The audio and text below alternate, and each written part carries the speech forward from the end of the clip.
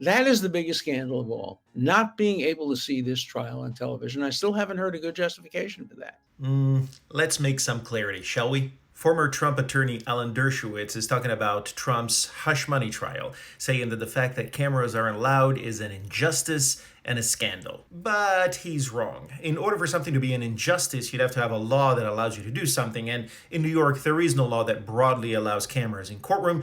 In fact, in New York, there's a law that generally prohibits it. And it's in the form of this statute, which is part of the rules of the chief administrative judge. And the statute says that audio or visual recording equipment is generally prohibited in New York courtrooms. It's a long-standing rule in New York courtrooms that dates back to the 1930s and 40s, after the Lindbergh trial. But there is an exception. The presiding judge can approve cameras in the courtroom if he receives and approves a written application by a media representative. And from what I can find, there was only one request for camera allowance that was part of the arraignment and not the actual hearings.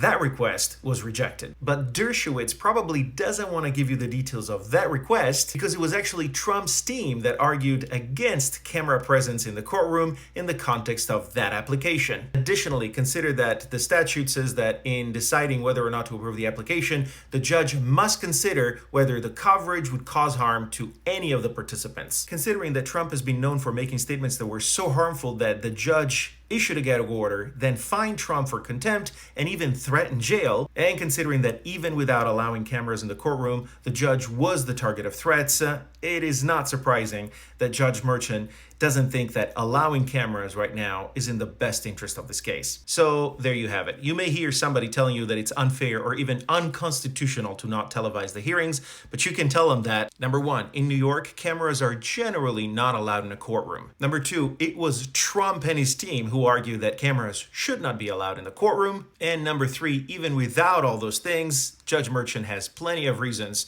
to think that cameras shouldn't be allowed in this case. And now, you know.